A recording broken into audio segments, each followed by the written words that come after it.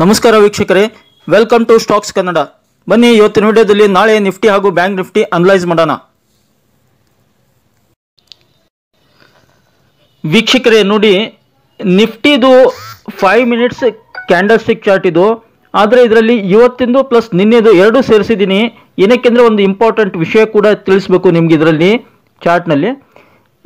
Market ಇವತ್ತು open ಆಗಿದ್ದು 24,839 ನೋಡಿ. 24,839ರಲ್ಲಿ ಮಾರ್ಕೆಟ್ ಓಪನ್ ಆಯಿತು. ಓಕೆ, ಮತ್ತೆ ಲೋ ಕೆಳಗಡೆ ಬಂತು ಎಷ್ಟು? 24,798. ಓಕೆ, 24,798ರಲ್ಲಿ ಮಾರ್ಕೆಟು ಒಂದು ಲೋ ಫಾರ್ಮ್ ಆಯಿತು. ಓಕೆ, 24,798 ಲೋ ಫಾರ್ಮ್ ಆದಾಗ ನಿನ್ನೆ ಅನಲೈಸ್ ಮಾಡಿದ್ವಿ ನಾವು. ಏನು ನೆನಪಿರ್ಬೋದು, 24,800 ಒಂದು ಮೇಜರ್ ಸಪೋರ್ಟ್ ಇದೆ ಅಂತೇಳಿ. ಓಕೆ, 24,800 ಸಪೋರ್ಟ್ ಇದೆ ಅಂದಾಗ ಯಾವಾಗ 24,798 ಬಂದ್ಬಿಟ್ಟು ಅಲ್ಲಿಂದ ಒಂದು ಬುಲ್ಲಿಶ್ ಕ್ಯಾಂಡಲ್ ಫಾರ್ಮ್ ಆಗುತ್ತೆ 5 ನಿಮಿಷದ್ದು. ಅವಾಗ ಏನು ಮಾಡ್ಬೇಕು ನಾವು, specially intraday traders, option buyers 24,800 stop loss ಇಟ್ಬಿಟ್ಟು ಒಂದು ಕಾಲ್ ಬಾಯ್ ಮಾಡಬೇಕಾಗುತ್ತೆ ಆಟ್ ದ ಮನಿ. ಓಕೆ, ಅವಾಗ ಏನಾಗುತ್ತೆ ನೋಡಿ, ಮಾರ್ಕೆಟು ಎಷ್ಟು ಈಸಿ ಇರುತ್ತೆ ಅಷ್ಟೇ ಡಿಫಿಕಲ್ಟ್ ಇದೆ ಶೇರ್ ಮಾರ್ಕೆಟ್ ಇದು. ಆದರೆ ಕಲಿದೇ ಹೋದರೆ, ಗೊತ್ತಿಲ್ಲ ಅಂದರೆ ಸಂಪೂರ್ಣ ಮುಳುಗಿಸ್ಬಿಡುತ್ತೆ. ಗೊತ್ತಿದೆ, ಕಲಿತಾ ಹೋಗ್ತೀವಿ ನಾವು, ಡಿಸಿಪ್ಲಿನ್ ಮೇಂಟೈನ್ ಮಾಡ್ತೀವಿ. ಆಮೇಲೆ ಇನ್ನೊಂದು ವೆರಿ ಇಂಪಾರ್ಟೆಂಟ್ ಅಂದರೆ ಸ್ಟಾಕ್ ಮಾರ್ಕೆಟು, ಶೇರ್ ಮಾರ್ಕೆಟ್ನಲ್ಲಿ ನಾವು ಸರ್ವೈವ್ ಆಗಬೇಕು, ದುಡ್ಡು ಗಳಿಸ್ಬೇಕಂದ್ರೆ ನೋಡಿ, ತುಂಬ ತುಂಬ ತುಂಬ ಮುಖ್ಯವಾದದ್ದು ತಾಳ್ಮೆ. ಯಾರಿಗೆ ತಾಳ್ಮೆ ಇದೆ, ಯಾರಿಗೆ ನಾಲೆಜ್ ಇದೆ, ಅವರು ಸಕ್ಸಸ್ ಆಗ್ತಾರೆ ಶೇರ್ ಮಾರ್ಕೆಟ್ನಲ್ಲಿ ಅಂತ ಹೇಳ್ಬೋದು. ನಾವು ಎಷ್ಟೇ ಹೇಳ್ಕೊಟ್ರು ನೋಡಿ, ನಾನು ಸಾಕಷ್ಟು ಟ್ರೈನಿಂಗ್ ತೊಗೊಂಡಿದ್ದೀನಿ, ಸಾಕಷ್ಟು ಬುಕ್ಸ್ ಓದಿದ್ದೀನಿ. ಇನ್ಫ್ಯಾಕ್ಟು ನನ್ನ ಒಂದು ಟ್ರೇಡಿಂಗ್ ಸ್ಟೈಲ್ ಇಂಪ್ರೂವ್ ಆಗಬೇಕು, ಅಥವಾ ನನ್ನ ಶೇರ್ ಮಾರ್ಕೆಟ್ನಲ್ಲಿ ನಾನು ಸಿಕ್ಕಾಪಟ್ಟೆ ದುಡ್ಡು ಕಳ್ಕೊಂಡಿದ್ದೆ ಮೊದಲು. ನನ್ನ ಒಂದು ಟ್ರೇಡಿಂಗ್ ಸ್ಟೈಲು, ನನ್ನ ಒಂದು ಇಂಟ್ರಾಡೇ ಟ್ರೇಡಿಂಗು, ಆಪ್ಷನ್ ಬಾಯಿಂಗ್ ಆಗಿರ್ಬೋದು, ಅಥವಾ ಈ ಒಂದು ನಾನು ಪ್ರತಿದಿನ ಏನು ಟ್ರೇಡ್ ಮಾಡ್ತಾ ಇದ್ದೆ ಮೊದಲು, ಸಿಕ್ಕಾಪಟ್ಟೆ ಮಾಡ್ತಾ ಇದ್ದೆ ಮೊದಲು. ಇವಾಗ ಅದನ್ನೆಲ್ಲ ಕಟ್ ಆಫ್ ಮಾಡಿಬಿಟ್ಟು ಅವಕಾಶ ಇದ್ದಾಗ, ಟ್ರೆಂಡಿಂಗ್ ಇದ್ದಾಗ, ನನಗೆ ಕಂಫರ್ಟ್ ಝೋನ್ ಇದ್ದಾಗ ಮಾತ್ರ ಬೈ ಮಾಡ್ತೀನಿ. ಅದರ್ವೈಸ್ ಅವತ್ತಿನ ಬರೀ ಸ್ಟಡಿ ಮಾಡ್ತೀನಿ, ರೀಡ್ ಮಾಡ್ತೀನಿ. ಅದಕ್ಕೆ ಮುಖ್ಯವಾದ ಕಾರಣ ಅಂದರೆ ನಮ್ಮ ಅಣ್ಣ ಅಂತ ಹೇಳ್ಬೋದು. ಹೌದು ಸ್ನೇಹಿತರೆ, ನನ್ನ ಪರ್ಸ್ನಲ್ ವಿಷಯ ಹೇಳ್ತಾ ಇದ್ದೀನಿ. ಏನಕ್ಕೆ ಅಂದರೆ ನನ್ನ ಟ್ರೇಡಿಂಗ್ ಇಂಪ್ರೂವ್ ಆಗಬೇಕಂದ್ರೆ ನಮ್ಮ ಅಣ್ಣನೇ ಪ್ರಮುಖ ಕಾರಣ. ಅವರು ಬಿಗಿನಿಂಗ್ನಲ್ಲಿ ಸುಮಾರು 6 ವರ್ಷಗಳ ಕೆಳಗಡೆ ನಾನು ಟ್ರೇಡಿಂಗನ್ನು ಸ್ಟಾರ್ಟ್ ಮಾಡಿದೆ, ಸ್ಪೆಷಲಿ ಸ್ಟಾಕ್ ಮಾರ್ಕೆಟು. ಅವಾಗ ಓನ್ಲಿ ಸ್ಟಾಕ್ ಪಿಕ್ ಮಾಡ್ತಿದ್ದೆ, ಬಾಯ್ ಮಾಡ್ತಿದ್ದೆ, ಈ ಥರ ಎಲ್ಲ ಮಾಡ್ತಾ ಹೋಗ್ತಿದ್ದೆ. ಬರ್ತಾ ಟ್ರೇಡಿಂಗ್ ಸ್ಟಾರ್ಟ್ ಮಾಡಿದೆ. ಯಾವಾಗ ಆಪ್ಷನ್ ಬಾಯಿಂಗ್ ಸ್ಟಾರ್ಟ್ ಮಾಡಿದೆ, I use to lose huge money. ಸಿಕ್ಕಾಪಟ್ಟೆ ದುಡ್ಡು ಲಾಸ್ ಆಯಿತು. ಹಾರ್ಡ್ ಅರ್ನ್ಡ್ ಮನಿ ಅಂತ ಕಷ್ಟಪಟ್ಟು ಗಳಿಸಿದ ದುಡ್ಡು ನಂದಷ್ಟೇ ಅಲ್ಲ, ನಮ್ಮ ಫ್ಯಾಮಿಲಿ ಮೆಂಬರ್ಸ್ ದುಡ್ಡನ್ನು ಸಾಕಷ್ಟು ಎಕ್ಸ್ಪೆನ್ಸ್ ಮಾಡಿದೆ ಇದರಲ್ಲಿ, ಶೇರ್ ಮಾರ್ಕೆಟ್ನಲ್ಲಿ, ಸ್ಪೆಷಲಿ ಆಪ್ಷನ್ ಟ್ರೇಡಿಂಗ್ನಿಂದ. ಹೀಗಾಗಿ ನನ್ನ ಫೈನ್ ಟ್ಯೂನ್ ಮಾಡಿದ್ದ್ಯಾರು ಆ ಟೈಮ್ದಲ್ಲಿ, ಕಷ್ಟ ಕಾಲದಲ್ಲಿ. ಹೀಗೆ ಮಾಡಿದರೆ ಸರಿಯಾಗಲ್ಲ. ನಿನ್ನಲ್ಲಿ ನಾಲೆಜ್ ಇದೆ, ಏನು ಎಡುತ್ತಾ ಇದೆಯಾ ಅಂತ ನನ್ನ ತಪ್ಪನ್ನು ಕಂಡು ಹಿಡಿದಿದ್ದು ನಮ್ಮಣ್ಣ. ಏನಂದರೆ ಟ್ರೇಡಿಂಗ್ ಎಲ್ಲ ಗೊತ್ತಿದೆ ನಿಂಗೆ ಶೇರ್ ಮಾರ್ಕೆಟ್ ಬಗ್ಗೆ, ಯು ಆರ್ ಮಿಸ್ಸಿಂಗ್ ಸಮಥಿಂಗ್ ಅಂದ್ಬಿಟ್ಟು ನನಗೆ ಫಸ್ಟು ತಾಳ್ಮೆಯನ್ನು ರೂಢಿಸ್ಕೋ, ಮಲ್ಟಿಪಲ್ ಟ್ರೇಡ್ ಮಾಡಬೇಡ. ಹಾಗೆ ಹಿ ಜಾಯಿನ್ ಮಿ ಎ ಕ್ಲಾಸಸ್, ಸಾಕಷ್ಟು ವೆಬಿನಾರ್ಸ್ಗಳನ್ನು, ಟ್ರೈನಿಂಗ್ಸ್ಗಳನ್ನು ಅವ್ರದೇ ದುಡ್ಡಲ್ಲಿ ಕೊಟ್ಬಿಟ್ಟು ನನಗೆ ಟ್ರೈನಿಂಗ್ ಕಳಿಸಿದ್ರು ಸ್ಟಾಕ್ ಮಾರ್ಕೆಟ್ ಟ್ರೇಡಿಂಗು. ಹಾಗೆ ಟ್ರೈನಿಂಗ್ಗಳಲ್ಲಿ ಅಟೆಂಡ್ ಮಾಡಿಬಿಟ್ಟು ಸ್ವಲ್ಪ ಇಂಪ್ರೂವ್ ಆಯಿತು. ನಂತರ ಸಾಕಷ್ಟು ಬುಕ್ಸ್ಗಳನ್ನು ತಂದು ಕೊಟ್ಟರು. ಆ ಬುಕ್ಸ್ಗಳನ್ನು ಓದಿದ ತಕ್ಷಣ ನನಗೆ ನನ್ನ ಒಂದು ಮೈಂಡ್ ಸೆಟ್ಟೇ ಚೇಂಜ್ ಆಯಿತು ಸ್ನೇಹಿತರೆ. ಹೀಗಾಗಿ books are always best friends ಅಂತ ನಾನು ಹೇಳಲಿಕ್ಕೆ ಇಷ್ಟಪಡ್ತೀನಿ. ಬುಕ್ಸ್ಗಿಂತ ದೊಡ್ಡ ಸ್ನೇಹಿತರು ಈ ಜಗತ್ತಿನಲ್ಲಿ ಯಾರೂ ಇಲ್ಲ. ಯಾರು ಪ್ರತಿದಿನ ಬುಕ್ಸ್ ಓದ್ತಾರೆ, ಯಾರು ಒಳ್ಳೊಳ್ಳೆ ಬುಕ್ಸ್ ಓದ್ತಾರೆ, ಅವರು 100% they will have good thoughts and improve in their life. ಯಾವುದ್ಯಾವುದೋ ಸ್ಟ್ರೀಮ್ ಇರ್ಬೋದು, ಆ ಸ್ಟ್ರೀಮ್ನಲ್ಲಿ ಒಂದು ಇಂಪ್ರೂವ್ ಆಗಲಿಕ್ಕೆ ಸಹಾಯ ಮಾಡ್ತವೆ ಪುಸ್ತಕಗಳು ಅಂತ ಹೇಳಲಿಕ್ಕೆ ಇಷ್ಟಪಡ್ತೀನಿ. ಅಫ್ಕೋರ್ಸ್ ಈಗಿನ ಕಾಲದಲ್ಲಿ ಸಾಕಷ್ಟು ಒಂದು PDF ಇದು ಬೇಕಾದ ಡಿಜಿಟಲಿ ಬುಕ್ಸ್ ಇವೆಲ್ಲ ಇದೆ. ಅದು ಓದಿ ಯಾವುದಾದ್ರೂ ಒಂದು ಓದಿದಾಗ ಒಂದು ನಾಲೆಜ್ ಸಿಗುತ್ತೆ. ನಾನು ಬುಕ್ಸ್ ಓದಿದ ನಂತರ ನನಗೆ ನಾಲೆಜ್ ಗೊತ್ತಾಯಿತು, ಹೇಗೆ ಮಾರ್ಕೆಟ್ ಮೂವ್ ಆಗುತ್ತೆ, ಹೇಗೆ ಇಂಪ್ಯಾಕ್ಟ್ ಆಗುತ್ತೆ, ನಮ್ಮ ರಿಟೇಲರ್ಸನ್ನು ಹೇಗೆ ಟ್ರ್ಯಾಪ್ ಮಾಡ್ತಾರೆ. ಹೀಗಾಗಿ ನನ್ನ ಒಂದು ಟ್ರೇಡಿಂಗ್ ಸ್ಟೈಲ್ ಇಂಪ್ರೂವ್ ಆಗಲಿಕ್ಕೆ, ನನ್ನ ಒಂದು ಟ್ರೇಡಿಂಗ್ ಸ್ಟೈಲ್ ಲಾಸ್ ಇದ್ದಿದ್ದನ್ನು ಅದನ್ನ ಪಾಸಿಟಿವ್ ಆಗಿ ಕನ್ವರ್ಟ್ ಆಗಲಿಕ್ಕೆ, ಈಗ ಲಾಭವಾಗಿ ಕನ್ವರ್ಟ್ ಮಾಡಿದಂಥ ವ್ಯಕ್ತಿ ಅಂದರೆ ಪ್ರಮುಖ ವ್ಯಕ್ತಿ, ಸಾಕಷ್ಟು ವ್ಯಕ್ತಿ ಇದ್ದಾರೆ ನಮ್ಮ ಫ್ಯಾಮಿಲಿಯಲ್ಲಿ. ಆದರೆ ನನಗೆ ಪ್ರಮುಖ ವ್ಯಕ್ತಿ ಅಂದರೆ ನಮ್ಮಣ್ಣ ನನಗೆ ಟ್ರೇಡಿಂಗನ್ನು ತಿದ್ದಿ ತೀಡಿದಂಥ ವ್ಯಕ್ತಿ. ಆದರೆ ಅವ್ರಿಗೆ ಶೇರ್ ಮಾರ್ಕೆಟ್ ಬಗ್ಗೆ ಏನೂ ಗೊತ್ತಿಲ್ಲ. ನೋಡಿ ಎಷ್ಟು ಇಂಟ್ರೆಸ್ಟಿಂಗ್ ಇದೆ. ಅವ್ರಿಗೆ ಶೇರ್ ಮಾರ್ಕೆಟ್ ಬಗ್ಗೆ ಏನೂ ಗೊತ್ತಿಲ್ಲ, ಆದರೆ ನನ್ನನ್ನು ಶೇರ್ ಮಾರ್ಕೆಟ್ನಲ್ಲಿ ತಿದ್ದಿದಂಥ ವ್ಯಕ್ತಿ. ಏನು? Simple psychology. You are knowing everything, you are missing something. ಇಷ್ಟ ಹೇಳಿದ್ರು ಅವರು. You know everything about share market but you are missing something. ಅದು ಏನಂತ ಕಂಡು ಹಿಡಿದಿದ್ದಂದರೆ, ತಾಳ್ಮೆಯನ್ನು ರೂಢಿಸ್ಕೋ ಮತ್ತು ಮಲ್ಟಿಪಲ್ ಟ್ರೇಡ್ ಮಾಡಬೇಡ.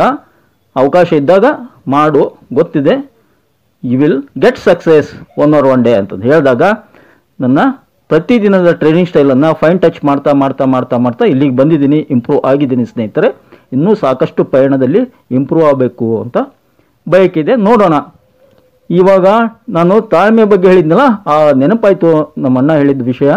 Of course is a government employee, he do not trade, he do not invest in stock market. ಅದು ಮಾಡ್ತಾರಿಲ್ಲೋ ಗೊತ್ತಿಲ್ಲ, ನನಗಂತೂ ಹೇಳಿಲ್ಲ, ಬಟ್ ನನಗಂತ ತಿದ್ದಿದಂಥ ವ್ಯಕ್ತಿ. ಅವರು ಟ್ರೇಡಿಂಗ್ ಅಂತೂ ಮಾಡಲ್ಲ. Is a government employee. Okay, personal ಮಾತು ಹೇಳಿದೆ, ತಪ್ಪು ತಿಕ್ಕೋಬೇಡಿ. ಇವಾಗ 24,798ರಲ್ಲಿ ಒಂದು ಲೋ ಫಾರ್ಮ್ ಆಯಿತು. 24,800 ಸ್ಟಾಪ್ ಲಾಸ್ ಇಟ್ಬಿಟ್ಟು ನನಗೆ ನಂತರ ಕಾಲ್ ಬಾಯ್ ಮಾಡಿದರೆ ನೋಡಿ 24,971ವರೆಗೆ ಮಾರ್ಕೆಟ್ ಹೋಗಿದೆ. ಅಫ್ಕೋರ್ಸ್ 24,950ರಲ್ಲಿ ಒಂದು ಹ್ಯೂಜ್ ರೆಸಿಸ್ಟೆನ್ಸ್ ಇದೆ. ಸೊ ಅದನ್ನು ದಾಟ್ಬಿಟ್ಟು 24,971ರಲ್ಲಿ ರೀಚ್ ಆಗಿದೆ. ಯಾವಾಗ 24,950 ಒಂದು ರೆಸಿಸ್ಟೆನ್ಸ್ ಇದೆ ಅಲ್ಲಿವರೆಗೆ ರೀಚ್ ಆಯಿತು, ನಾವು ನಮ್ಮ ಪ್ರಾಫಿಟನ್ನು ಬುಕ್ ಮಾಡ್ಕೊಂಡ್ಬಿಡಬೇಕು. ಅವತ್ತಿನ ದಿನ ಕ್ಲೋಸ್ ಮಾಡಿ ಎಷ್ಟು ಪ್ರಾಫಿಟ್ ಬಂದಿರುತ್ತೆ ಸುಮ್ಮನೆ ನಮ್ಮ ಅಕೌಂಟಲ್ಲಿ ಇಟ್ಕೊಂಡು ಮತ್ತೆ ಟ್ರೇಡ್ ಮಾಡಬಾರ್ದು, ನೆಕ್ಸ್ಟ್ ಡೇ ನೋಡಬೇಕು. ಇದು ನನ್ನ ಒಂದು ಪಾಲಿಸಿ ಸ್ನೇಹಿತರೆ.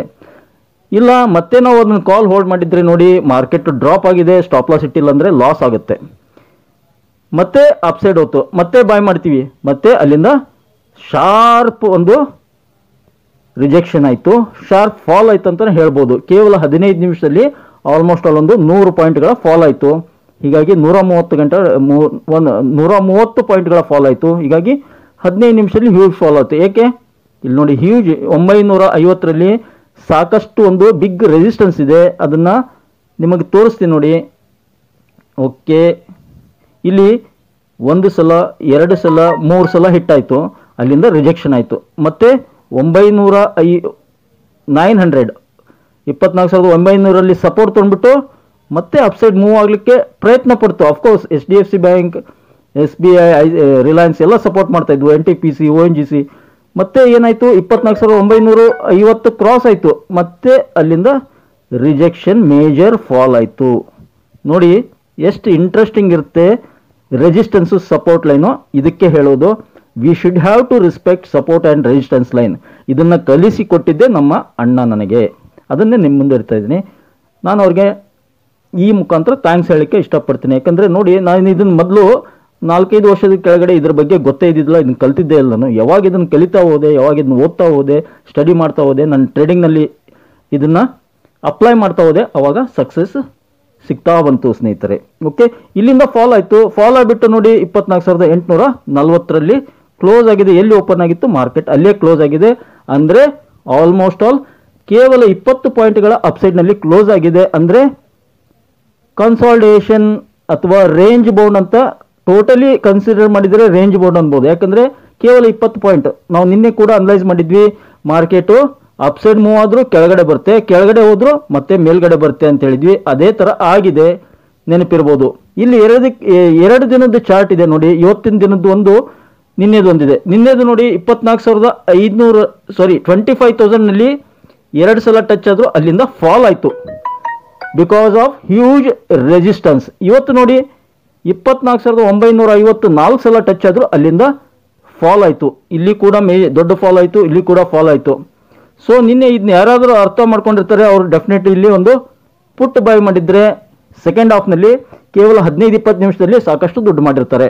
ಇಲ್ಲಿ ಯಾರ್ಯಾರು ಪುಟ್ ಬೈ ಮಾಡಿರ್ತಾರೆ ಅವರು ಒಂದು 15-20 ನಿಮಿಷದಲ್ಲಿ ಸಾಕಷ್ಟು ದುಡ್ಡು ಮಾಡಿರ್ತಾರೆ. This is the logic, this is the technical analysis ಅಂತ ಹೇಳ್ಬೋದು. ಇದು beauty of support and resistance, beauty of pure points ಅಂತ ಹೇಳಲಿಕ್ಕೆ ಇಷ್ಟಪಡ್ತೀನಿ. ಇನ್ನು ಡೈಲಿ ಚಾರ್ಟ್ ನೋಡೋಣ. ಡೈಲಿ ಚಾರ್ಟ್ ಏನಿದೆ, ವಾಟ್ ಇಟ್ ಟೆಲ್ಸ್. ಪ್ರತಿಯೊಂದು ಚಾರ್ಟು ಒಂದೊಂದು ಪ್ರತಿಯೊಂದು ಕ್ಯಾಂಡಲು ಒಂದೊಂದು ಕತೆ ಹೇಳ್ತವೆ ಸ್ನೇಹಿತರೆ.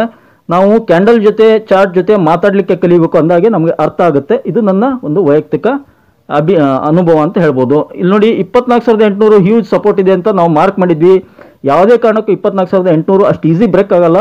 ಕೆಳಗಡೆ ಬಂದರೂ ಮತ್ತೆ ಮೇಲ್ಗಡೆ ಸಪೋರ್ಟ್ ಬರ್ಬೋದು, ರಿಕವರಿ ಆಗ್ಬೋದು ಅಂದಿದ್ವಿ. ಅದ್ರ ಪ್ರಕಾರ 24,857ರಲ್ಲಿ ಮಾರ್ಕೆಟು ಕ್ಲೋಸ್ ಆಗಿದೆ. ಓಕೆ, ಆದರೆ ಇವತ್ತಿನ ಕ್ಯಾಂಡಲ್ಲು ಏನು ಹೇಳುತ್ತೆ ಅಂದರೆ ಒಂದು ಬೇರಿಶ್ ಹ್ಯಾಮರ್ ಕ್ಯಾಂಡಲ್ ಫಾರ್ಮ್ ಆಗಿದೆ ಸ್ನೇಹಿತರೆ. ಇದು ಸ್ವಲ್ಪ ವಿಚಾರ ಮಾಡ್ತಕ್ಕ ಅಂದರೆ ನೆಗೆಟಿವಿಟಿ ಅಂತ ಹೇಳ್ಬೋದು, ಫರ್ದರ್ ಡೇಸ್ ನೆಗೆಟಿವಿಟಿ ಅಂತ ಹೇಳ್ಬೋದು. ಒಂದು doji candle hammer, bearish hammer ಥರ ಕಾಣ್ತಾ ಇದೆ. ಓಕೆ, ಈ ಒಂದು ಕ್ಯಾಂಡಲ್ ಇವತ್ತಿಂದು ಬೇರಿಶ್ ಹ್ಯಾಮರು. ಹೀಗಾಗಿ 24,800 ನಾಳೆ ಸಪೋರ್ಟ್ ತೊಗೊಂಡ್ರೆ ಓಕೆ, ಇಲ್ಲಾಂದರೆ ಇಟ್ ಮೇ ಫಾಲ್. ಎಲ್ಲಿವರೆಗೆ ಬರ್ಬೋದು? ಫಸ್ಟ್ ಸಪೋರ್ಟ್ ನಾಳೆದು 24,800. ಓಕೆ, 24,800 ಬರುತ್ತೆ. ನೆಕ್ಸ್ಟ್ ಬಿಗ್ ಸಪೋರ್ಟ್ ಬರೋದು 24,600. 24,600 ಸ್ಟ್ರೇಟ್ ಅವೇ ಸಪೋರ್ಟು, ಅದ್ರ ಕೆಳಗೆ ಬರಲಿಕ್ಕಿಲ್ಲ ಅನ್ಕೊಂತೀನಿ.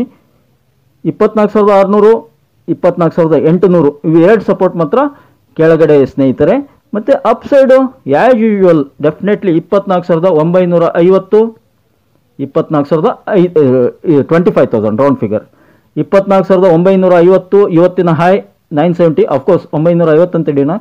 24,950 ಅದನ್ನು ಕ್ರಾಸ್ ಆಯ್ತಂದರೆ 25,000ವರೆಗೆ ಬಂದುಬಿಟ್ಟು ಅಲ್ಲಿಂದ ಮತ್ತೆ ರಿಜೆಕ್ಷನ್ ಆಗ್ಬೋದು. ಓಕೆನೆ, ಯಾಕಂದರೆ ನಾಳೆ FOMC ಮೀಟಿಂಗ್ದು ಔಟ್ಕಮ್ ಇದೆ. ಅಮೇರಿಕಾದಲ್ಲಿ ಫೆಡರಲ್ ರಿಸರ್ವ್ ಜೆರಮ್ ಪೋವೆಲ್ ಅವರು ಚೇರ್ಮನ್ ಏನಿದ್ದಾರೆ ಅವರು ಒಂದು ಹೇಳಿಕೆ ಕೊಡ್ತಾರೆ. ರೇಟ್ ಕಟ್ ಮಾಡ್ತೀವಾ ಇಲ್ವಾ, ಅಥವಾ ಮೋಸ್ಟ್ ವೇರ್ಲಿ ರೇಟ್ ಕಟ್ ಮಾಡಲಿಕ್ಕಿಲ್ಲ. ಆದರೆ ಇಂಪಾರ್ಟೆಂಟ್ ಏನಪ್ಪ ಅಂದರೆ ಮಾರ್ಕೆಟ್ ವಾಚ್ ಮಾಡೋದು ಅವ್ರ ಹೇಳಿಕೆಯನ್ನು. ಅಫ್ಕೋರ್ಸ್ ಅವ್ರು ಏನು ಹೇಳಿಕೆ ಕೊಡ್ತಾರೆ ದ್ಯಾಟ್ ಈಸ್ ವೆರಿ ಇಂಪಾರ್ಟೆಂಟ್. ಅದ್ರ ಮೇಲೆ ಮಾರ್ಕೆಟ್ ಇಂಪ್ಯಾಕ್ಟ್ ಆಗುತ್ತೆ. ಸಪೋಸ್ ಅವರು ಓಕೆ, ಆಮೇಲೆ ಅಮೇರಿಕಾದಲ್ಲಿ ಜಾಬ್ ಓಪನಿಂಗ್ಸು, CB ಅದ್ರದ್ದು ಕನ್ಸ್ಯೂಮರ್ದು ಇವತ್ತು ರಿಪೋರ್ಟ್ ಬಂದಿದೆ, ಅದನ್ನು ನೋಡೋಣ ಹೇಗಿದೆ ಅಂತೇಳಿ ಹೇಳ್ತೀನಿ, ನಿಮ್ಗೆ ಅನಲೈಸ್ ಮಾಡ್ತೀನಿ. ಅವ್ರು ಏನು ಹೇಳಿಕೆ ಕೊಡ್ತಾರೆ ಅದ್ರ ಮೇಲೆ ಡಿಪೆಂಡ್ ಆಗುತ್ತೆ. ಸಪೋಸ್ ಇಲ್ಲ ರೇಟ್ ಕಟ್ ಮಾಡ್ತೀನಿ ಅಂತ ಏನಾದರೂ ಸರ್ಪ್ರೈಸ್ ಆಗಿ ರೇಟ್ ಕಟ್ ಮಾಡಿಬಿಟ್ರೆ ನಾಳೆನೇ 100% ಒಂದು ಡಬಲ್ ಧಮಾಕ ಅಂತ ಹೇಳ್ಬೋದು ಮಾರ್ಕೆಟ್ಗೆ. ಅಮೇರಿಕನ್ ಮಾರ್ಕೆಟು ಸಿಕ್ಕಾಪಟ್ಟೆ ಮೂವ್ ಆಗ್ತವೆ ಅಪ್ಸೈಡು. ಅಫ್ಕೋರ್ಸ್ ಗ್ಲೋಬಲ್ ಮಾರ್ಕೆಟ್ ಎಲ್ಲ ಅಪ್ಸೈಡ್ ಮೂವ್ ಆಗ್ತವೆ. ಇಂಡಿಯನ್ ಮಾರ್ಕೆಟು ಒಂದು ಬ್ಲಾಕ್ ಬಸ್ಟರ್ ಮೂವ್ ಆಗುತ್ತೆ ಗುರುವಾರ, ಸಪೋಸ್ ರೇಟ್ ಕಟ್ ನಾಳೆನೇ ಮಾಡಿದರೆ. ಈಗ ನಾಳೆದು ಸಪೋರ್ಟು ರೆಸಿಸ್ಟೆನ್ಸ್ ಎರಡು ನೋಡಿದ್ವಿ. ಮತ್ತು ವೀಕ್ಲಿ ಚಾರ್ಟ್ ನೋಡೋಣ ಏನು ಹೇಳುತ್ತೆ. ವೀಕ್ಲಿ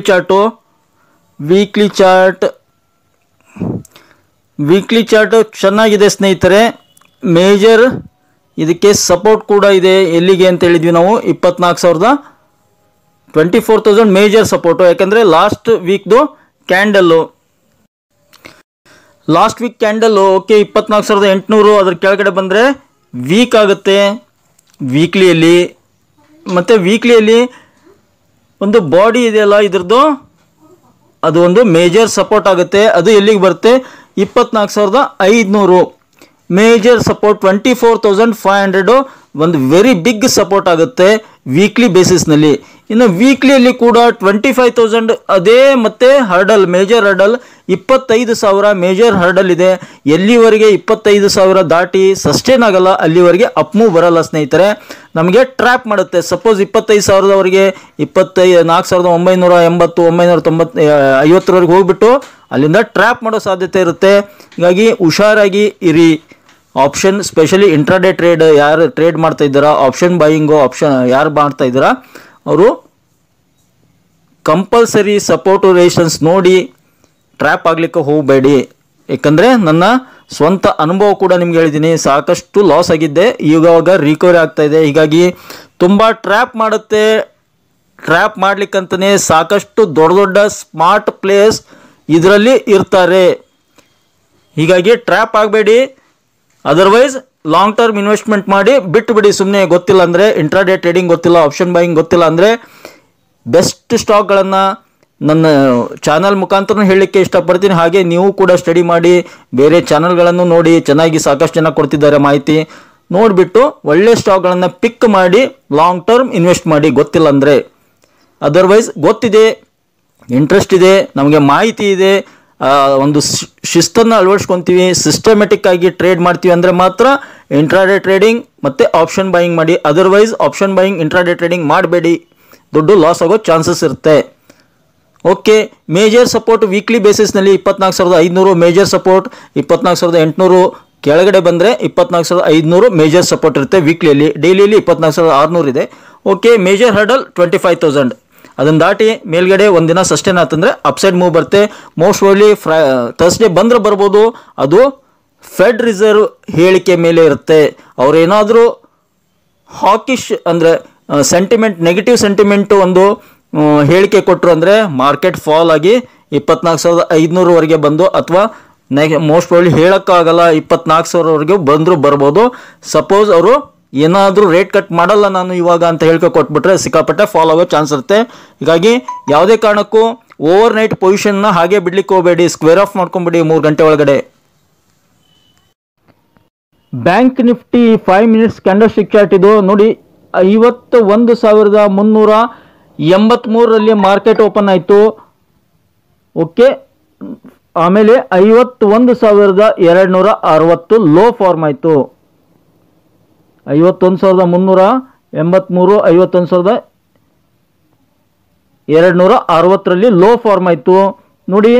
ನಿನ್ನೆ ಕೂಡ ಲೋ ಎಲ್ಲಿಯಾಗಿತ್ತು? 51,180. ಇವತ್ತಿನ ಲೋ 51,260.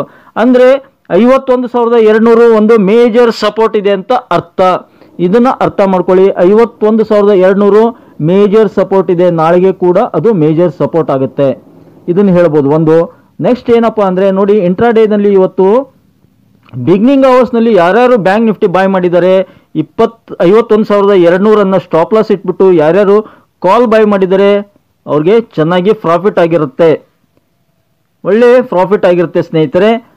51,957ವರೆಗೆ ಹೋಗಿತ್ತು ನೋಡಿ. 51,957ವರೆಗೆ ಮಾರ್ಕೆಟ್ ರ್ಯಾಲಿ ಕೊಟ್ಟಿತ್ತು. ಅಂದರೆ 51,260ರಿಂದ 51,957, ಆಲ್ಮೋಸ್ಟ್ ಆಲ್ 700 ಪಾಯಿಂಟು. ಅಷ್ಟು ಪಾಯಿಂಟ್ ಬೇಡ ನಮಗೆ, ಅದರ ಅರ್ಧ ಒಂದು 350 ಪಾಯಿಂಟ್ ಸಿಕ್ಕರೂ ಸಹ ಅದನ್ನ ಪ್ರೀಮಿಯಂನಲ್ಲಿ ಕನ್ವರ್ಟ್ ಮಾಡಿದ್ರು 100 ಪಾಯಿಂಟ್ಸ್ ಪ್ರಾಫಿಟ್ಟು ಸ್ನೇಹಿತರೆ. ಅತಿ ಆಸೆ ಬೇಡ, 100 points profit. At the money call by ಮಾಡಿದರೆ 100 ಪಾಯಿಂಟ್ಸ್ ಪ್ರಾಫಿಟ್ಟು ನಮಗೆ. ಆದರೆ ಬಾಟಮ್ ಫಿಶಿಂಗ್ ಮಾಡಿದರೆ, ಬಾಟಮ್ ಫಿಶಿಂಗ್ ಅಂದ್ರೇನು, ಯಾವಾಗ ಬಾಟಮ್ ಫಾರ್ಮ್ ಆಗಿತ್ತು 51,200 ಅಲ್ಲಿಗೆ ಬಂತು 260ರಲ್ಲಿ. ಯಾರಿಗೆ ಗೊತ್ತಿರುತ್ತೆ 51,200 ಮೇಜರ್ ಸಪೋರ್ಟ್ ಇದೆ ಅಂತ, ಆ ಟೈಮ್ನಲ್ಲಿ ಬಾಯ್ ಮಾಡಿರ್ತಾರೆ call, they use to get good profit. ಆವಾಗ ಸಿಸ್ಟಮನ್ನು ಕ್ಲೋಸ್ ಮಾಡಿಬಿಟ್ಟು ಆ ಪ್ರಾಫಿಟ್ ಮಾಡಿದ್ದನ್ನು ಬ್ಯಾಂಕ್ ಅಕೌಂಟ್ನಲ್ಲಿ ಉಳಿಸ್ಕೊಂಡು ಮತ್ತೆ ನೆಕ್ಸ್ಟ್ ಡೇ ಮಾರ್ನಿಂಗ್ ಓಪನ್ ಮಾಡಬೇಕು. ಇದು ಲಾಜಿಕ್. ಹಾಗೆ ಬಿಟ್ಟರೆ ನೋಡಿ, ಹಾಗೆ ಬಿಟ್ಟರೆ ನಿಮ್ಗೆ ತೋರಿಸ್ತೀನಿ ನೋಡಿ, ನಾವು ಪೊಸಿಷನ್ ಇಲ್ಲ ಇನ್ನೂ ಮೇಲೆ ಹೋಗುತ್ತೆ, ಇನ್ನೂ 57,000 ದಾಟುತ್ತೆ, 53,000 ದಾಟುತ್ತೆ ಅಂತಂದು ಇಲ್ಲಿ ಹೋಲ್ಡ್ ಮಾಡಿದರೆ ಎಷ್ಟು ಟ್ರ್ಯಾಪ್ ಆಗಿದೆ ನೋಡಿ. ಹ್ಯೂಜ್ ಫಾಲ್ ಆಗಿದೆ. ಕೇವಲ 15ರಿಂದ 20 ನಿಮಿಷದಲ್ಲಿ 51,900 ಇದ್ದಿದ್ದು 51,300ವರೆಗೆ ಬಂದಿತ್ತು. ಓಕೆ, ಅಂದರೆ 600 ಪಾಯಿಂಟ್ಗಳ ಫಾಲು ಕೇವಲ 15ರಿಂದ 20 ನಿಮಿಷದಲ್ಲಿ ಆಗಿದೆ. ಕೇವಲ 15ರಿಂದ 20 ನಿಮಿಷದಲ್ಲಿ ಟಾಪ್ ಟು ಬಾಟಮ್ ವರೆಗೆ ಬಂದಿದೆ ಮತ್ತೆ. ಸೊ ಮಾರ್ನಿಂಗ್ ಬೈ ಮಾಡಿದವರು ಯಾರಾದರೂ ಕಾಲ್ ಬೈ ಮಾಡಿದ್ರು ಸಿಕ್ಕಾಪಟ್ಟೆ ಪ್ರಾಫಿಟ್ ಆಗಿದೆ. ನನಗಿಲ್ಲಿ 52,000ವರೆಗೆ ಬಂದಿದೆ ಮಾರ್ಕೆಟು. 51,950 ದಾಟಿದೆ. ಇನ್ನೇನು 57,000 ದಾಟುತ್ತೆ. ನಾನು ಸ್ಟಾಪ್ ಲಾಸ್ ಇಡಲ್ಲ ಇವತ್ತು, ಇನ್ನೂ ಮೇಲೆ ಹೋಗುತ್ತೆ ಅಂತ ಯಾರ್ಯಾರು ಅಂತಿರ್ತಾರೆ ಅವರು ಸೊಕ್ಕನ್ನು ಡೆಫಿನೆಟ್ಲಿ ಇಲ್ಲಿ ಮುರಿದಿರುತ್ತೆ ಅಂತ ಹೇಳ್ತೀನಿ ನೋಡಿ. ಇದೇ this is the beauty of stop loss ಅಂತ ಹೇಳ್ಬೋದು, beauty of support and resistance. 52,000 ಏನಿದೆಯಲ್ಲ ಸಿಕ್ಕಾಪಟ್ಟೆ ರೆಸಿಸ್ಟೆನ್ಸ್ ಇದೆ. ಹೇಗೆ ನಿಫ್ಟಿಯಲ್ಲಿ 25,000 ಒಂದು ರೆಸಿಸ್ಟೆನ್ಸ್ ಇದೆ, ಹಾಗೆ ಬ್ಯಾಂಕ್ ನಿಫ್ಟಿಯಲ್ಲಿ 52,000 ದೊಡ್ಡ ರೆಸಿಸ್ಟೆನ್ಸ್ ಇದೆ. ಸಾಕಷ್ಟು ಸೆಲ್ಲರ್ಸ್ ಇದ್ದಾರೆ ಸ್ನೇಹಿತರಲ್ಲಿ. ಅದನ್ನು ದಾಟಿ ಮೇಲ್ಗಡೆ ಹೋಗ್ಬೇಕಂದ್ರೆ ಫೆಡರಲ್ ರಿಸರ್ವ್ ರೇಟ್ ಕಟ್ ಮಾಡಬೇಕು, ಒಂದು ಇಲ್ಲ ಒಳ್ಳೆ ಹೇಳಿಕೆ ಕೊಡಬೇಕು, ಇಲ್ಲ ನಮ್ಮದು ಗ್ಯಾಪ್ ಅಪ್ ಓಪನಿಂಗ್ ಆಗಬೇಕು, ಇಲ್ಲ ಹ್ಯೂಜ್ ವಾಲ್ಯೂಮ್ನೊಂದಿಗೆ ಅದನ್ನು ದಾಟಿ ಮೇಲ್ಗಡೆ ಸಸ್ಟೇನ್ ಆಗಬೇಕು. ಹೀಗಾಗಿ ಇಲ್ಲಿ ಪ್ರಾಫಿಟ್ ಬುಕ್ ಮಾಡ್ಕೊಂಡಿದ್ರೆ ಚೆನ್ನಾಗಿ, ಪ್ರಾಫಿಟ್ ಬುಕ್ ಮಾಡ್ಕೊಂಡಿಲ್ಲ ಅಂತಂದರೆ ಲಾಸ್ ಆಗಿರುತ್ತೆ. ಒಂದು ಪ್ರಾಫಿಟ್ ಬುಕ್ ಮಾಡ್ಕೊಂಡಿದ್ರೆ ಮತ್ತೆ ಏನು ಮಾಡಬೇಕು, ಇಲ್ಲಿ ನೋಡಿ 52,000 ಯಾರಿಗೆ ರೆಸಿಸ್ಟೆನ್ಸ್ ಇದೆ ಅಂತ ಗೊತ್ತಿರುತ್ತೆ ಅವರು ಪುಟ್ ಬೈ ಮಾಡಿದರೆ 52,000 ಒಂದು ಸ್ಟಾಪ್ ಲಾಸ್ ಇಟ್ಟು ಪುಟ್ ಬೈ ಮಾಡಿದರೆ ಒಳ್ಳೆ ಇನ್ಕಮ್ ಆಗಿರುತ್ತೆ. ಈ ಥರ ಒಂದು ಚಿಕ್ಕ ಪುಟ್ಟ ಮಾಹಿತಿಯನ್ನು ಈ ಚಾನಲ್ನಲ್ಲಿ ಕೊಡೋದೇ ನನ್ನ ಉದ್ದೇಶ ಸ್ನೇಹಿತರೆ. ಕೇವಲ ಎಜುಕೇಷನ್ ಪರ್ಪಸ್ಗಾಗಿ ಮಾತ್ರ ಈ ಚಾನಲ್ ಇರುವುದು. ಈ ವಿಡಿಯೋ ಕೂಡ ಕೇವಲ ಶೈಕ್ಷಣಿಕ ಉದ್ದೇಶಕ್ಕಾಗಿ ಮಾತ್ರ. ನಾನು ಯಾರಿಗೂ ಕೂಡ ಬೈ ಮಾಡಿ ಸೆಲ್ ಮಾಡಿ ಅಥವಾ F&O ಟ್ರೇಡ್ ಮಾಡಿ ಅಂತ ಯಾರಿಗೂ ರೆಕಮೆಂಡ್ ಮಾಡಲ್ಲ ಸ್ನೇಹಿತರೆ. ಇನ್ನು ಡೈಲಿ ಚಾರ್ಟ್ ಏನು ಹೇಳುತ್ತೆ ನೋಡೋಣ. ಡೈಲಿ ಚಾರ್ಟ್ ಇಂಟ್ರೆಸ್ಟಿಂಗ್, ಅದು ಏನಾದರೂ ಹೇಳ್ತಾ ಇರುತ್ತೆ. ಓಕೆ, ಸಪೋರ್ಟ್ನಲ್ಲಿ ಅಂತೂ ಇದೆ, ಯಾಕೆಂದರೆ ನಮ್ಮದು ಮೇಜರ್ ಸಪೋರ್ಟ್ 51,200 ಇದೆ ಡೈಲಿಯಲ್ಲಿ. ಇನ್ನು ವೀಕ್ಲಿಯಲ್ಲಿ ಸಪೋರ್ಟ್ ನೋಡೋದಾದರೆ ಎಲ್ಲಿಗೆ ಬರುತ್ತೆ? Okay, that is the same 51,000 ಬರುತ್ತೆ ವೀಕ್ಲಿಯಲ್ಲಿ ಸಪೋರ್ಟ್ ನೋಡಿದರೆ. 51,000 is a major support on weekly basis. ನಾನು ವೀಕ್ಲಿ ಹೇಳ್ತಾ ಇದ್ದೀನಿ. Weekly support 51,000. ಯಾವುದು 4ನೇ ತಾರೀಕು ರಿಸಲ್ಟ್ ಡೇ ಏನಿತ್ತು ಆ ವಾರದ್ದು ಹೈ, ಆ ವಾರದ್ದು ಏನು ಬಾಡಿ ಫಾರ್ಮ್ ಆಗಿತ್ತು ಅದರದ್ದು 51,000 ತೋರಿಸ್ತಾ ಇದೆ. ಹೀಗಾಗಿ 51,000 ಮೇಜರ್ ಸಪೋರ್ಟ್ ಇದೆ. ಅಲ್ಲಿಂದ ಲಾಸ್ಟ್ ವೀಕ್ ಕೂಡ ಅಪ್ಸೈಡ್ ಮೂವ್ ಆಗಿತ್ತು. ಮತ್ತು ಇವತ್ತು ನಿನ್ನೆ ಮತ್ತು ಇವತ್ತು 51,200ವರೆಗೆ ಬಂದ್ಬಿಟ್ಟು ರಿಕವರಿ ಆಗಿದೆ. ಹೀಗಾಗಿ 51,000 major support on weekly basis. ಇನ್ನು ಅಪ್ಸೈಡ್ ಎಲ್ಲಿ ಬರುತ್ತೆ? ಫಸ್ಟ್ ಹರ್ಡಲ್ 52,000 ಸ್ನೇಹಿತರೆ. ಆ 52,000 ಅಂತಕ್ಕಂಥ ಒಂದು ಏನಿದೆ ಸ್ಟೆಪ್, ಅದನ್ನು ದಾಟಿ ಮೇಲ್ಗಡೆ ಹೋದರೆ ಮಾತ್ರ 53,300ವರೆಗೆ ರೀಚ್ ಆಗ್ಬೋದು, ಅದರ್ವೈಸ್ ಇಲ್ಲ. ಅದು 52,000 ದಾಟಬೇಕಂದ್ರೆ ಏನು, ಫೆಡರಲ್ ರಿಸರ್ವ್ ಅವರು ಏನಾದರೂ ಒಳ್ಳೆ ಹೇಳಿಕೆ ಕೊಡಬೇಕು, ಅಂದರೆ ಚಾನ್ಸ್ ಸಿಗುತ್ತೆ. ಇವಾಗಲೇ ದಾಟಬೇಕಂದ್ರೆ ಅಫ್ಕೋರ್ಸ್ ಮುಂದಿನ ದಿನಗಳಲ್ಲಿ ಅಫ್ಕೋರ್ಸ್ ಅಪ್ಸೈಡ್ ಇದ್ದೇ ಇರುತ್ತೆ ಮಾರ್ಕೆಟು, ಶೇರ್ ಮಾರ್ಕೆಟು. ಆದರೆ ನಾವು ಈ ವಾರದಲ್ಲಿ ಅಪ್ಸೈಡ್ ಮೂವ್ ಆಗ್ಬೇಕಂದ್ರೆ ಫೆಡರಲ್ ರಿಸರ್ವ್ನ ನಾಳೆ ವಾಚ್ ಮಾಡೋಣ. ಇನ್ನು FIIs ನೋಡಿ, FIIs ಇವತ್ತು ಹ್ಯೂಜ್ ಕ್ವಾಂಟಿಟಿ ಸೆಲ್ ಮಾಡಿದ್ದಾರೆ. 5,598 ಕೋಟಿ ಇವತ್ತು ನೆಟ್ ಕ್ಯಾಶ್ ಸೆಲ್ ಮಾಡಿದ್ದಾರೆ. ಇಷ್ಟೊಂದು ಹ್ಯೂಜ್ ಕ್ವಾಂಟಿಟಿ ಸೆಲ್ ಮಾಡಿದರೆ FIIs ಅವರು ಕಷ್ಟ ಸ್ನೇಹಿತರೆ. Mostly market down side move ಆಗೋ ಚಾನ್ಸ್ ಇರುತ್ತೆ ಅಂತ ಅರ್ಥ. ನೋಡೋಣ. DIs ನ್ಯಾಚುರಲಿ ಅವ್ರು ಬೈ ಮಾಡಿರ್ತಾರೆ, ಯಾಕಂದರೆ ಇಬ್ಬರು ಎಕ್ಸಾಕ್ಟ್ಲಿ ಅಪೋಸಿಟ್ ಅವರು ಯಾವಾಗಲೂ. ನೋಡಿ, DIs 5,500 ಕೋಟಿ ಬೈ ಮಾಡಿದ್ದಾರೆ ನೆಟ್ ಕ್ಯಾಶ್, ಅಂದರೆ ಇಬ್ಬರು ಈಕ್ವಲ್ ಇದ್ದಾರೆ. ಒಂದು ಫಂಟಾಸ್ಟಿಕ್ ಒಂದು ಕಾಳಗನೇ ನಡೀಬೋದು ನಾಳೆ ಇದರಲ್ಲಿ, ನಿಫ್ಟಿ ಮತ್ತು ಬ್ಯಾಂಕ್ ನಿಫ್ಟಿಯಲ್ಲಿ. ಮತ್ತೆ ಏನಾಗುತ್ತೆ, ಅಪ್ ಡೌನ್ ಮೂವ್ ಆಗಿಬಿಟ್ಟು ಕೊನೆಗೆ ಇವತ್ತಿನ ಥರನೇ ಕಾನ್ಸಾಲ್ಟೇಷನಲ್ಲಿ ಕ್ಲೋಸ್ ಆಗೋ ಚಾನ್ಸ್ ಇರುತ್ತೆ. ಹೀಗಾಗಿ ಇಂಟ್ರಾಡೇ ಪ್ಲೇ ಮಾಡೋರು ಸಪೋರ್ಟ್ ರೆಸಿಸ್ಟೆನ್ಸ್ ನೋಡ್ಕೊಂಡ್ಬಿಟ್ಟು ಒಂದು ಆಪ್ಷನ್ ಬೈ ಮಾಡೋದು ಸೂಕ್ತ. ಇದು ವೈಯಕ್ತಿಕ ಸಲಹೆ, ನೀವು ಕೂಡ ನಿಮ್ಮ ಫೈನಾನ್ಷಿಯಲ್ ಅಡ್ವೈಸರ್ ಸಲಹೆ ಕೇಳಿಬಿಟ್ಟು ಮುಂದುವರಿಬೋದು. ಇನ್ನು ಅಮೇರಿಕನ್ ಮಾರ್ಕೆಟ್ ನೋಡೋಣ, ಏನಿರುತ್ತೆ ಅಮೇರಿಕನ್ ಮಾರ್ಕೆಟ್. ಅಮೇರಿಕನ್ ಮಾರ್ಕೆಟ್ ಡೌ ಜೋನ್ಸ್ ನೋಡಿ ಕೇವಲ 40 ಪಾಯಿಂಟ್ನಲ್ಲಿ, ಡೌ ಜೋನ್ಸ್ 34 ಪಾಯಿಂಟ್ಸ್, ಕೇವಲ 34 ಪಾಯಿಂಟ್ ಪಾಸಿಟಿವ್ನಲ್ಲಿದೆ. ಆಲ್ಮೋಸ್ಟ್ ಆಲು ವೆರಿ ಫ್ಲಾಟ್ ಅನ್ಬೋದು. S&P 500 ನೋಡಿ ಆಲ್ಮೋಸ್ಟ್ ಆಲು ಅರ್ಧಕ್ಕಿಂತಲೂ ಜಾಸ್ತಿ ಪರ್ಸೆಂಟೇಜ್ ಫಾಲ್ ಆಗಿದೆ. ನಸ್ಡಾಕ್ ನೋಡಿ 1%ಗಿಂತ ಜಾಸ್ತಿ ಫಾಲ್ ಆಗಿದೆ. ಗಮನದಲ್ಲಿರಲಿ. ಏನಕ್ಕೆ? ಒಂದು ಫೆಡರಲ್ ರಿಸರ್ವ್ದು ಮೀಟಿಂಗ್ ಇವತ್ತು ಸ್ಟಾರ್ಟ್ ಆಗಿದೆ, ನಾಳೆಗೆ ರಿಸಲ್ಟ್ ಬರುತ್ತೆ. ಇನ್ನೊಂದು ತೋರಿಸ್ತೀನಿ ನೋಡಿ ಮೇಜರ್ ಇಂಪ್ಯಾಕ್ಟ್ ಏನಾಗಿದೆ ಇಷ್ಟು ಫಾಲ್ ಆಗಲಿಕ್ಕೆ ಅಂತ. ಅಮೇರಿಕದ್ದು ಜಾಬ್ ಓಪನಿಂಗ್ಸು ಇವತ್ತು ರಿಪೋರ್ಟ್ ಬಂದಿದೆ ಲೇಟೆಸ್ಟ್ ಆಗಿ. ನೋಡಿ, ಮೊದಲನೇದು ಪ್ರೀವಿಯಸ್ ಎಷ್ಟಿತ್ತು? 8.230 ಮಿಲಿಯನ್. ಓಕೆ, ಫೋರ್ಕಾಸ್ಟ್ ಅಂದರೆ ಎಷ್ಟು ಎಕ್ಸ್ಪೆಕ್ಟೇಷನ್ ಇತ್ತು? 8.020 ಇತ್ತು, ಆದರೆ ಅದಕ್ಕಿಂತ ಜಾಸ್ತಿ ಬಂದಿದೆ 8.184. ಅಂದರೆ ಇದು ಒಂದು ನೆಗೆಟಿವ್ ಇಂಪ್ಯಾಕ್ಟ್ ಅಂತ ಹೇಳ್ಬೋದು ರಿಗಾರ್ಡಿಂಗ್ ಮಾರ್ಕೆಟ್ಗೆ. ಇದಕ್ಕಿಂತ ಕಮ್ಮಿ ಬರಬೇಕಾಯಿತು. ಇದೇನಿದೆಯಲ್ಲ ಫೋರ್ಕಾಸ್ಟು, ಇದಕ್ಕಿಂತ ಕಮ್ಮಿ ಬಂದಿದ್ರೆ well and good for share ಮಾರ್ಕೆಟ್ಗೆ, ಅಮೇರಿಕನ್ ಮಾರ್ಕೆಟ್ಗೆ ಅಂತ ಹೇಳ್ಬೋದು. ಇನ್ನೊಂದು ನೋಡಿ, ಕನ್ಸ್ಯೂಮರ್ ಕಾನ್ಫಿಡೆನ್ಸು ಅದು ರಿಪೋರ್ಟ್ ಬಂದಿದೆ.